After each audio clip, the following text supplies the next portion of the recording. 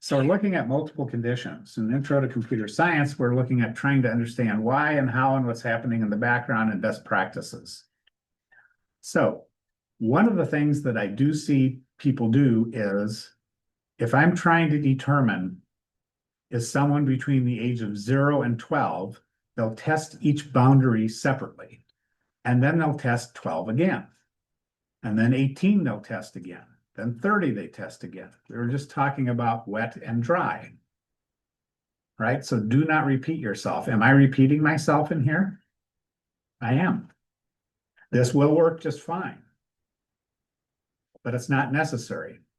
So one of the things that you can think about when you're designing a decision algorithm is what is the range that you're trying to determine?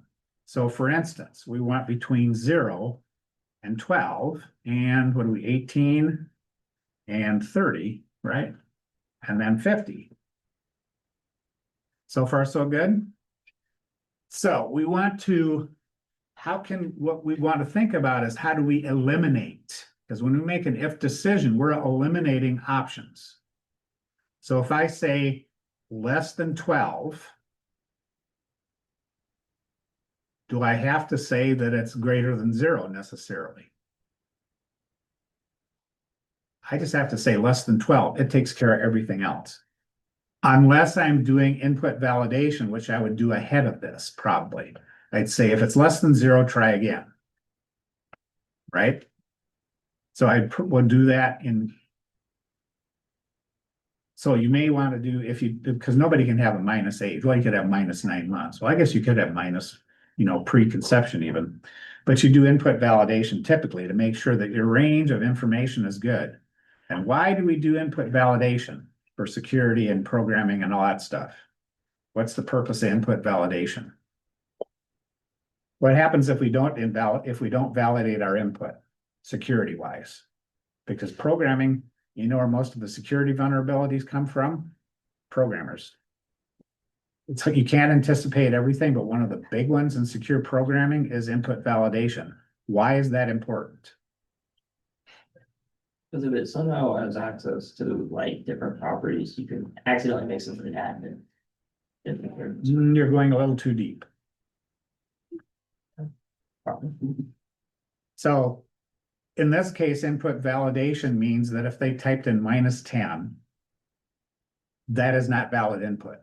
We want 0 through whatever.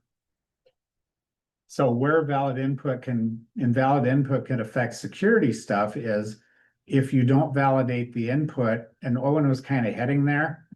If you don't validate your input and they can type in whatever they want, you can inject things into your code that can overwrite memory locations, and then you could end up crashing the system. Or if you do it specifically, you could end up giving them administrative access. Yeah, so you were right, Owen. So we do input validation where it has to be greater than 0, right? We do that right here. Age happens to be greater than 0, or we loop around and we ask them again and again, put in something above 0. So think about input validation when you're doing things. So we're assuming at this point, we've done input validation, everything is 0 and above. So if we're doing a test for 0 and we want to find if we're doing a test for less than 12, do we also have to say that it's greater than or equal to 0? We've eliminated everything below 0 already with our input validation. So do we have to test for less than 12 and greater than 0 again? Why?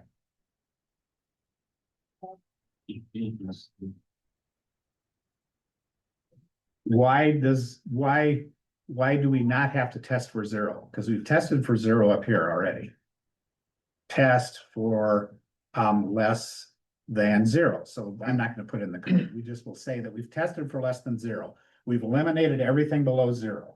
See, I'm talking about elimination. So we no longer have to think about less than 0. It's already gone. It's not part of our thinking anymore. So do I have to do that again? No, Why? because you've already done it. Yes. And that's the wet solution as we enjoy typing. Dry solution means we've eliminated, we're done. It's gone. So all we have to do at this point is say, is it less than 12? Because they can't type in anything less than, they have to type in something between 0 and 11. They can't go before 0 because we've already tested for that.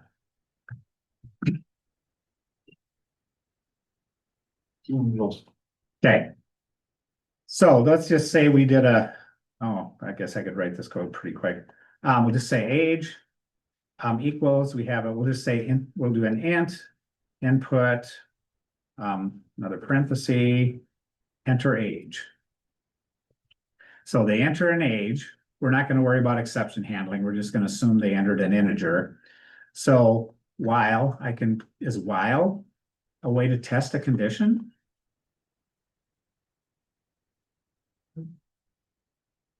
This is like an if statement, but it's in a loop. While age is, what am I testing for? I can do this two different ways. How would I test for that it's less than 0 and say, sorry, buddy, you got to do this again? While age is less than 0, we're going to say, sorry, buddy. We're going to print out, we're going to do another input actually, like that. Because if age is less than 0, we're going to keep them in this loop, right? Enter an age larger than 0, or an age larger 0 and above. Right? So this is input validation. They have to enter 0 and above, or they're going to be in this loop for the rest of their life.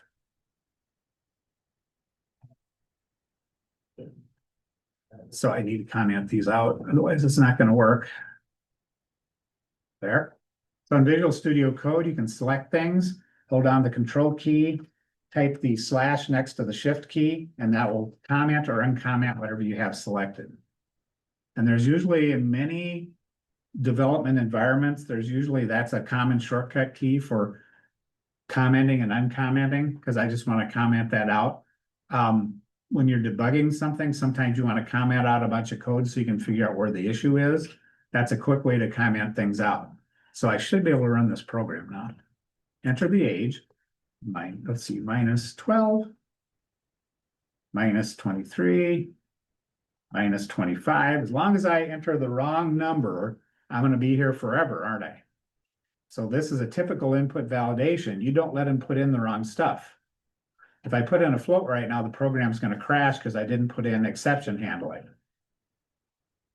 Or I could have let it be a float, and then I wouldn't care. Right? If you do an int, why do I have to put in exception handling?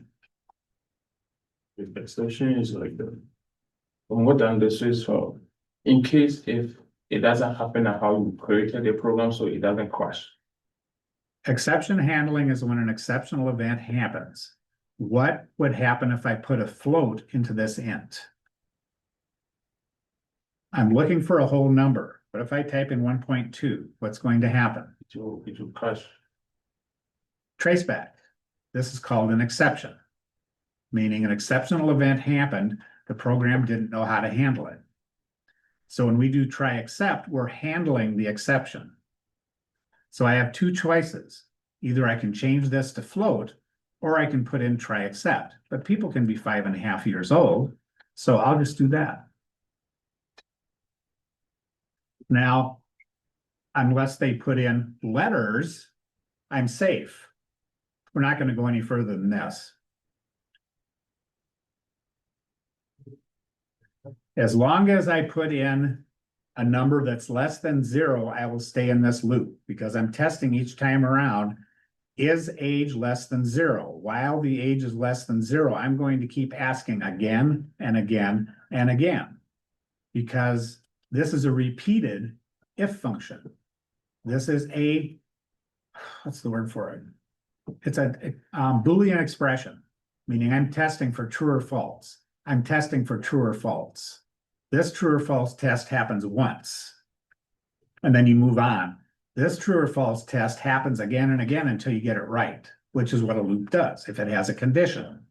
So the condition here is less than 0. The condition here is less than 12. So this is a one form of input validation, which is an important concept to understand. All right, so once I get past this, let me change that because I now am entering the age. I've got it, if it's less than 12, you're still a child. Well, when I get to here, I'm still testing for 12 again. Do I need to test for 12 again? And Sean's gonna say why. Because you've already done it. I've already eliminated all the, everything 12 and below. It's already eliminated. I no longer have to think about it. So when I'm here, I'm eliminating everything below 0. When I'm here, I've now eliminated everything below 12. When I'm here, I've now eliminated everything below 18. So if I eliminated all those options, I don't have to test again. So how this should be written, this will work fine, but isn't that a little cleaner to figure out? So you're eliminating. Think of decisions as eliminating. And in computers, it either is or it isn't. Everything is binary. Either it's 12 or it's not. It's either above 12 or it's not. It's either less than 12 or it's not. Once we've eliminated less than 12, well, then we go to the next one. We don't have to test for 12 anymore. We don't care. We're just looking for, is it less than 18? Okay, that's an important one to understand. Now, the next one is, oh my goodness, we have multiple conditions. Holy smokes, avoid those at all costs. The more conditions you have and all this stuff, try to keep things simple. You know, use the KISS principle, right? Keep it simple, stupid. Because it's easy to sometimes get more complicated than you need. Where is my program? If nested, if nested, if nested. Okay. So sometimes, zooming in a little bit, here's my sample number. So I am looking at finding certain numbers. My problem is I'm determining if a number is divisible by 7 or 11. All right. So I can't do both at once, really. I mean, that's not the best way. We could stack conditions together and do it on one line, but let's pretend we don't know how to do that. So first we're going to determine, is it divisible by 7? So we take the number 41. What does this operator do? It does what? It's indivisible. Modules. Modulus does, if a number is evenly divisible by a number, the modulus operator returns the result of integer division.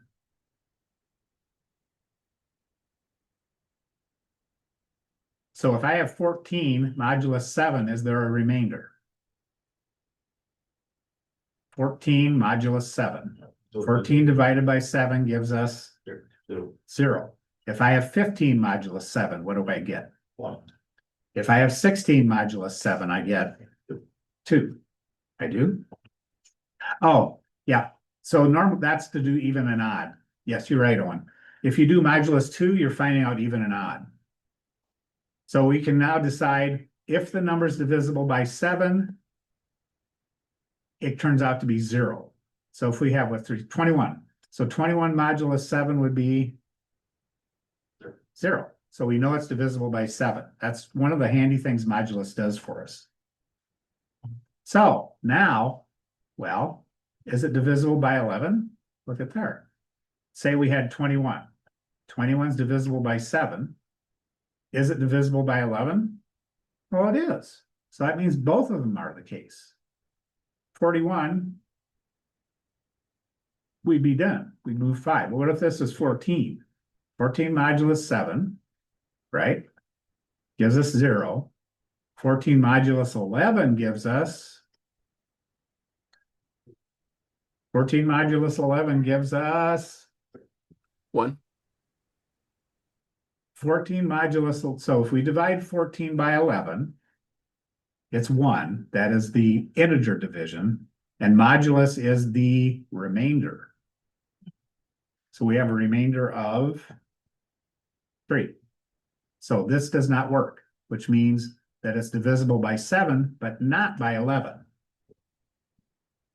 So to come up with all these combinations, one way to do it is to nest our conditions. We have to pass this gatekeeper first before we determine the next one. That's one way to do it, is to divide up our decision, because the question was, is a number divisible by 7 or 11? Well, some numbers are divisible by both. And that's what this solves. So modulus is used for doing these kinds of like leap years. You know, there's various things you use modulus for, planet rotations and stuff. So if it's not divisible by, if the modulus doesn't return 0, we go down to here, right? So we test this one.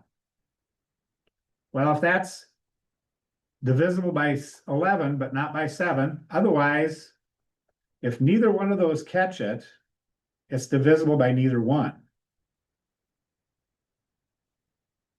So that's a good thing to draw out on paper when you're trying to figure out this kind of logic. Because you will see questions and problems like this. How do you determine if a number is divisible by 7 or 11? Now you sit down with a piece of paper and draw a little flow chart for that guy.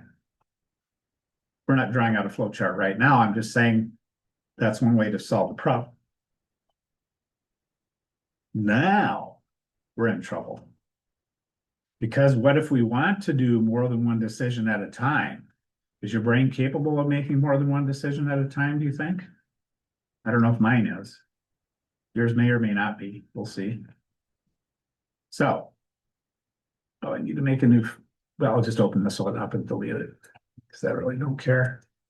I've already got all my programs backed up 100 times. So the next piece that they're talking about, which is also very important, is, we'll just reuse this guy. Okay, so another way to test this, I'll just use this as an example.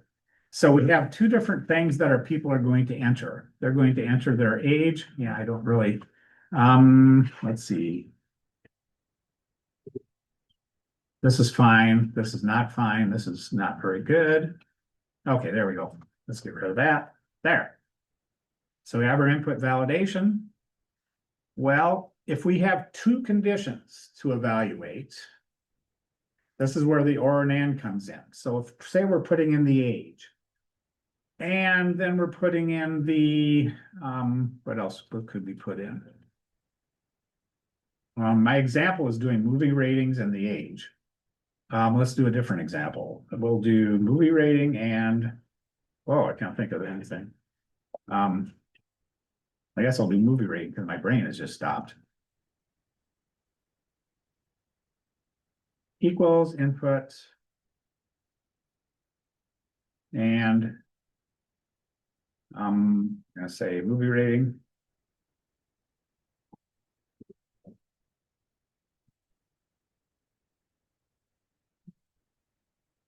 Now, if their age is less than 12, or the movie rating is equal to G, if either of those is true, they're still a child. I mean, this doesn't really make sense, but I'm just going through with this to show how you can do more than one condition at a time. So either one of these can be true, and we go to here. What happens if I put and in here?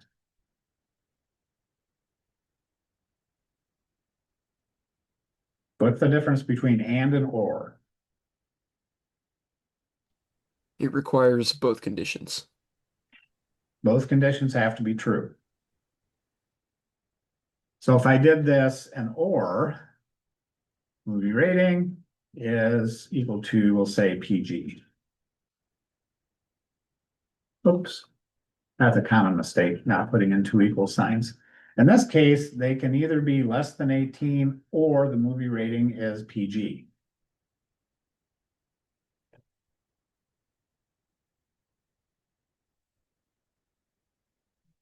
So far, so good. This is not a good example. My example in here makes sense. This thing I made up is kind of weird. We can also do multiple conditions. Are you ready for that? Oh, yeah, everybody says, yes, I want some. So we can test this, see, we can test this, right? That is one condition, and how did I make it just one condition? This condition returns, every condition returns either true or false. This test returns true or false. This test returns true or false. This entire thing returns true or false. Because I put parentheses around it. So this is either true or this whole condition is false. These are two separate conditions. This still will return true or false. Why did I put the parentheses in here? There's no difference between them. What I can do is add another condition. So I could say, or whatever I want. We'll just put that in there.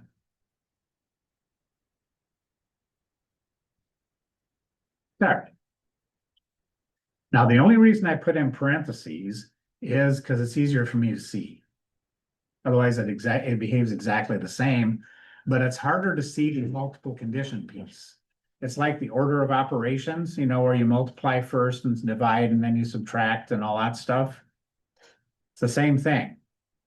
I don't have to have the parentheses, but this makes it very clear. I have to evaluate this, and then evaluate the result of both of these.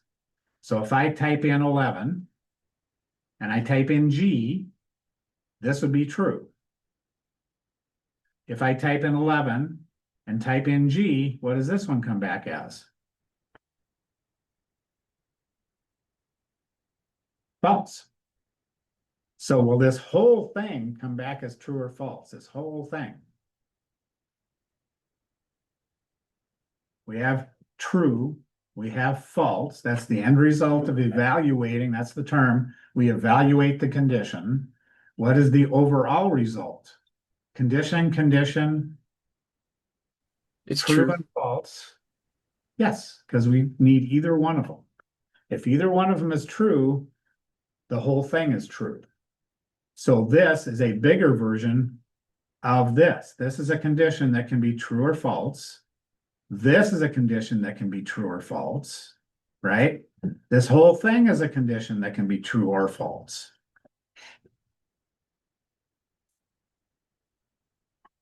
The more you stack conditions though in one thing, does that get a little more complicated to figure out what the heck's going on? Yeah, it can, especially you start nesting conditions. Yeah, you probably want to separate them out into separate tests because that can be really hard to figure out what the heck's going on.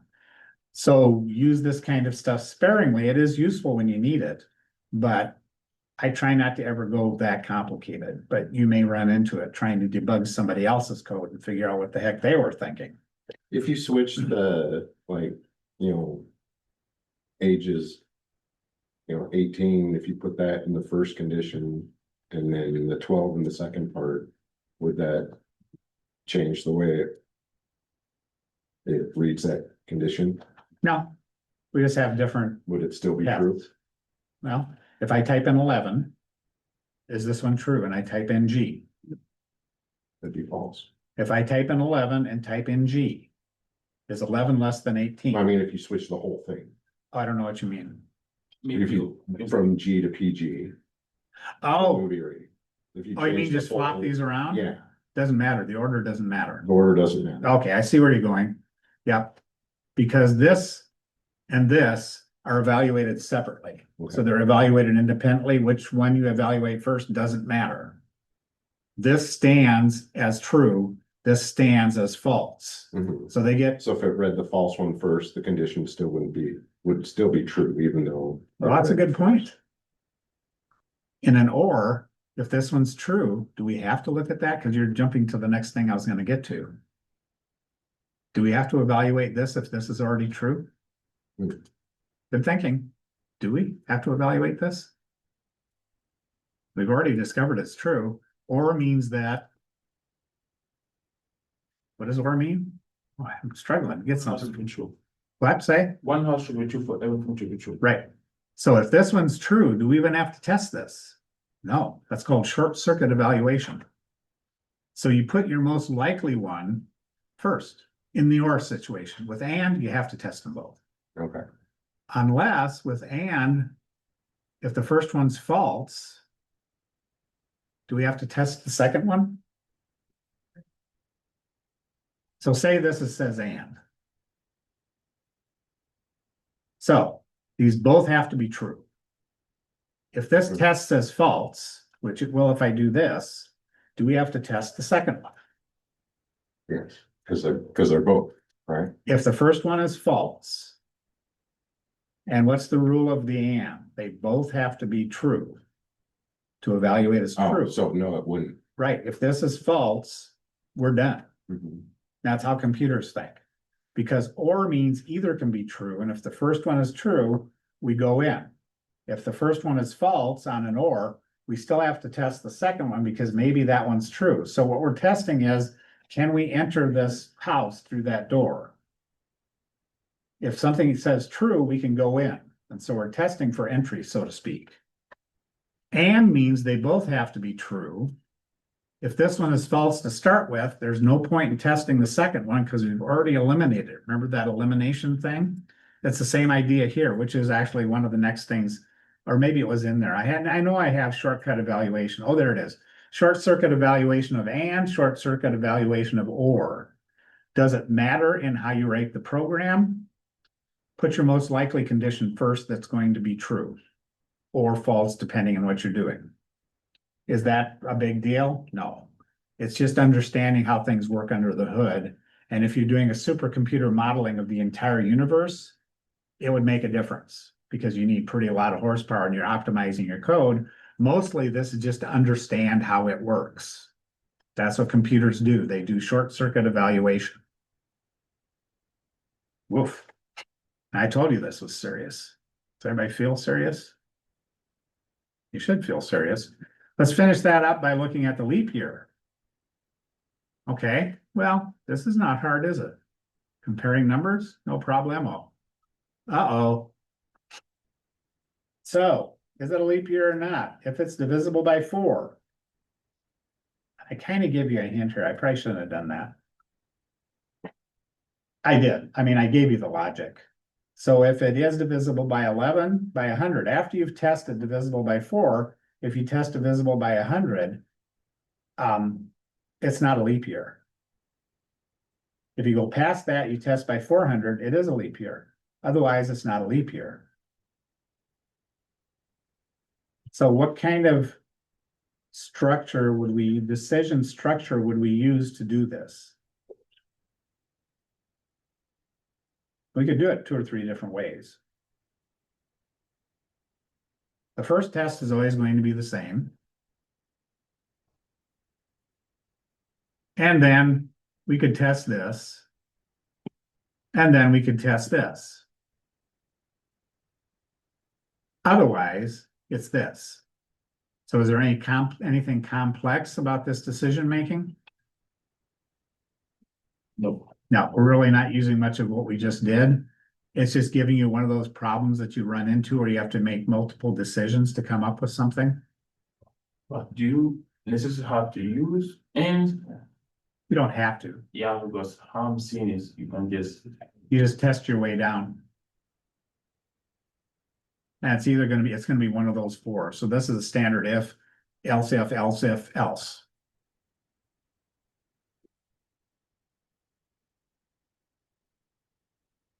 You can do ands and ors, but it's becoming unnecessarily complex. I think I'm confused about the else elif. I thought that the elif is like you use if, elif, and else are the ending. But right now I'm seeing like if else just You can make multiple tests.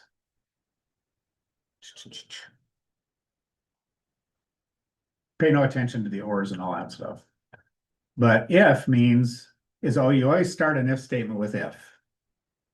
So if this is true, we do this. If it's not true, well, then it could be this. It could be this. It could be this. So we test each one in turn.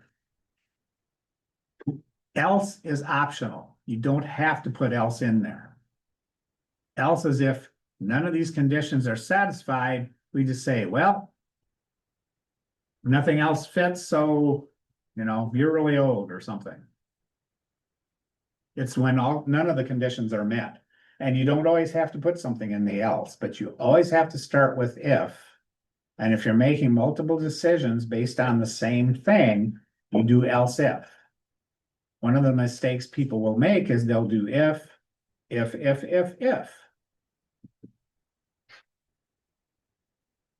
Can more than one of these be true at once? No. So you use if, elif, else is optional, because you can only have one choice for this particular question, one answer for this particular question. If you are doing like two different tests, like for instance, if I wanted to test for that, but separately, I also wanted to test for movie rating equals PG. Well, if I want to test for that separately, then I would start another string of ifs. Because the movie rating could be PG and they could also be another age. So we just have to simplify this back and get rid of all this extra goop. So this could be a separate test, right? This could be a separate test. Because there are two different things we're testing. These tests can stand alone. Because we're testing two different things. We have four combinations: true, true, false, false, true, false, false, true. Because we have four possible outcomes of these guys. They are not dependent on each other.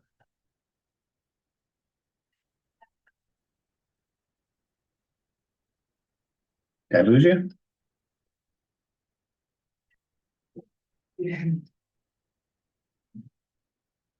So, tell me when I would do this and when I would do LF. When would I do separate ifs and when would I do if, LF? If two things could be true ones. And which one is that? Oh, yeah. That's what this example is. Is that what you're saying? Well, yeah, this function good. Can also do a hip inside of it, yeah, but it's. Yep, we could also do an or and an and. But say I have a checkbox on my GUI. And I want to have, if it's 12, there's no checkbox. If it isn't 12, I want the checkbox to be in or something. So I need an independent test for that. If I'm doing radio buttons where you can only select one out of three, then I would do if, LF. That's kind of a visual representation of it. I don't have an example off the top of my head. So these would be two separate checkboxes, for example. This could be true, false. This could be true, false.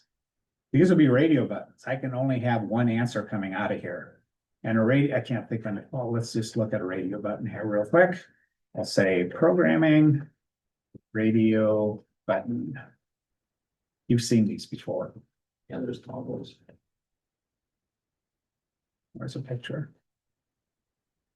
So like this, on your phone, you can only pick one of these. So which kind of a decision statement is that? You can only pick one. If, LF. So you see these all the time in your phone and computers and things. And behind it is somebody deciding, did they press this one? Did they take this one? Did they take this one? Did they take this one? Which would be if, LF. What if we have checkboxes?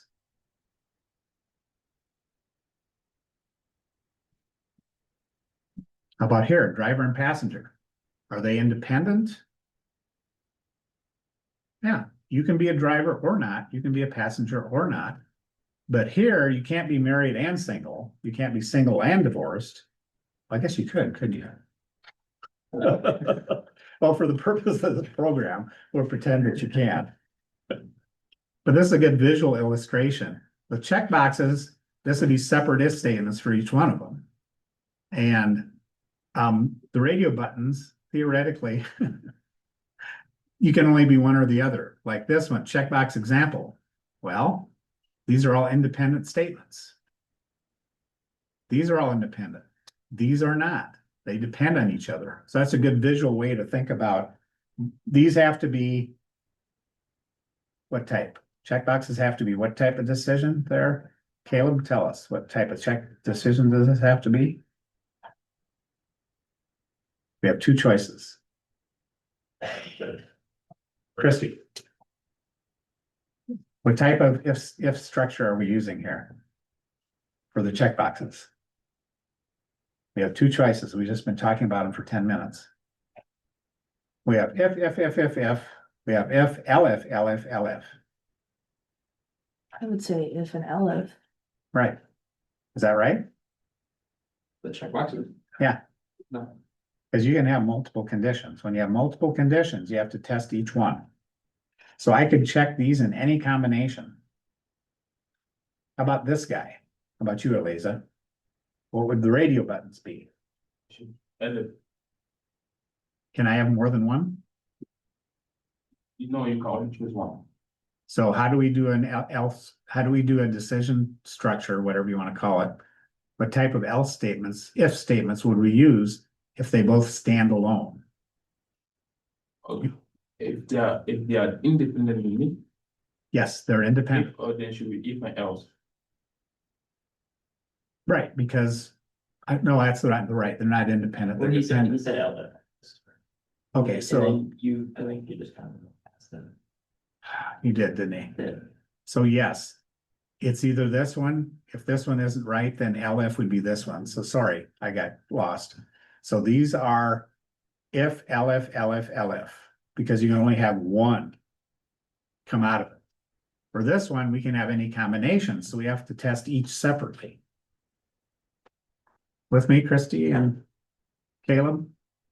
You think? If I asked you to explain it, you could?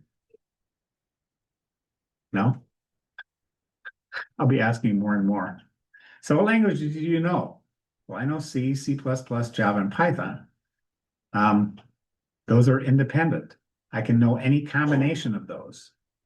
If I wanted to say, what's your most favorite language? I would use radio buttons and then you'd pick one of them. Like my favorite language is Python, we'll just say, which it is. I really like Python, but I like C++ and Java also. And C, because little Arduino's program in C. But I can only pick one because I can only have one favorite. That's my rules of the universe. Sean's rules may be that he can have two favorites, in which case he throws away all my analogies. Okay? Why am I spending so much time with this? Because it's important to understand. This is the problem solving part. We're trying to analyze our problem and see what sort of solution we need. All right, well, that's way enough of that, isn't it? Ooh. I don't know.